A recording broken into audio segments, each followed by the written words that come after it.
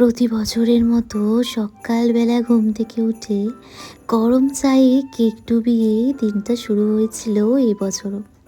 তবে জানো তো, এই বছরের ক্রিসমাসটা ছিল ভীষণ সাদামাটা।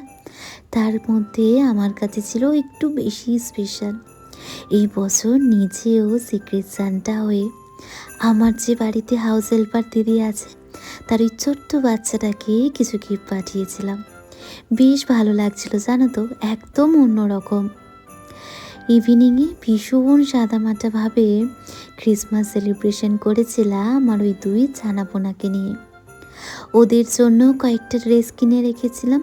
সুন্দর করে ওদের সাজিয়ে নিজের মনের মতো করে পছন্দ করে ফ্লাওয়ার দিয়ে ঘরটাকে ডেকোর করে ছোট্ট একটা কেক কাটিং করে ব্যাস আমাদের সাদামাটা ক্রিসমাস ইভিনিং কেটেছিল চারজনের। মাঝে মাঝে জানো তো, হই হুল্লোড় চিৎকার চেঁচামেচি থেকে এরকম সাদা মাটা শান্তভাবে কাছের মানুষগুলোর সাথে সময় কাটাতে মন্দ লাগে না। দেখতে দেখতে ভালো খারাপ মিশিয়ে বছরটা আর কয়েকটা দিনই পরে শেষ হয়ে যাচ্ছে। আশা রাখি নতুন বছরটা তোমাদের ভীষণ ভালো কাটুক, তার সাথে আমারও।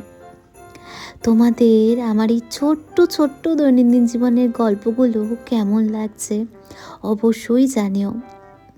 আজকের গল্পটা এখানেই শেষ করছি, তবে আবার কাল কিন্তু নতুন কিছু গল্প নিয়ে তোমাদের কাছে আসব। তোমরা সবাই খুব ভালো থেকো, সুস্থ থেকো, আমাকে এইভাবেই ভালোবাসা দিতে থেকো। আজ আসি, কাল আবার কথা হবে।